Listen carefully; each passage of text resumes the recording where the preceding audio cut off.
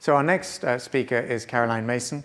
Many of you will have heard of Big Society Capital, basically £600 million at the last time I looked. In time. Of unused assets, things that have been left dormant for at least 15 years. You're Chief Operating Officer, and we enormously look forward to what you have to say. Over to you, Caroline. Cool. Do you need that? Oh, yes, I do.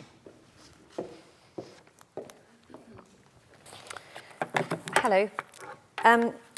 Einstein once said that we can't solve problems by using the same kind of thinking we used when we created them, which makes sense. And so it seemed to me, thinking about this, as everybody has said here, that we don't need to just break through capitalism. We need to create something entirely different. And I think that's been the theme.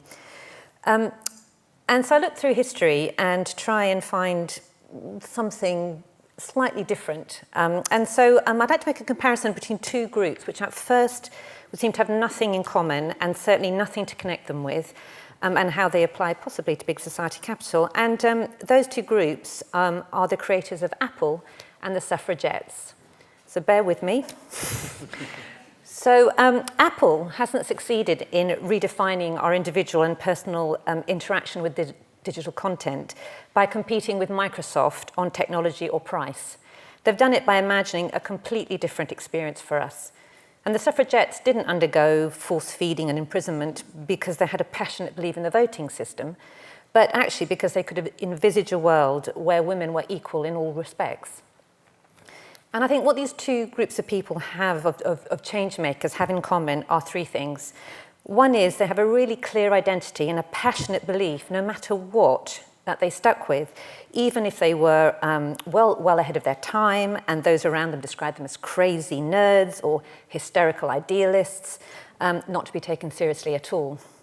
Secondly, they had a very, very clearly articulated and unambiguous objective that was representative of a wider zeitgeist, which vested interests just failed to notice or to understand. And thirdly, they were prepared in very different ways to accept a great deal of risk, personal or financial, as well as inconvenience and some ridicule, which just didn't deter them. So does this feel the same? You know, I think it does. How do we stack up? And are we change makers at Big Society Capital? Could we be? We're trying in our own way to change things. And what we have found since we opened our doors and the actual requests for investments have come in, that what we thought of in theory doesn't quite work in reality or is challenged by the reality. So we've had to really think about what we want to change. And our identity lies in believing that it is possible to use invested capital effectively for the primary purpose of delivering social value for society as a whole. And we're very passionate about that. Secondly, our key objective of how we do that is to embed and integrate the assessment and consideration of social value right at the heart of every single investment decision that we make. And also we want to try and extend that practice to the wider financial community. Are we crazy to think that they might do it, that it might happen?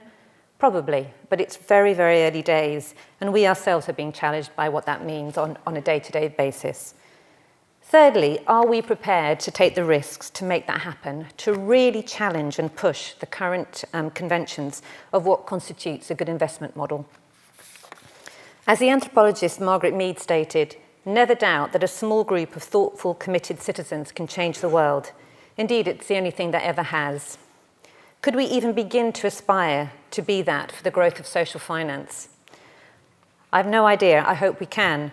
But I do know that we absolutely will not make a dent without bringing along those who dismiss the idea that a new economic model based on social value can be successful. And it can be successful because of the values that underpin it, rather than despite those values.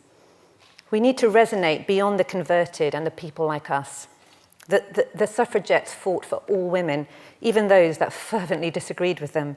And I know that Apple does not design for technologists. It designs for and has a real understanding of someone like me, who has no interest or aptitude at all in technology whatsoever.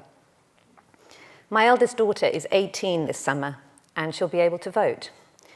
She daily and creatively navigates her online Apple world of music, information, and communication as she independently plans her life and career without it ever entering her head that this is not the norm.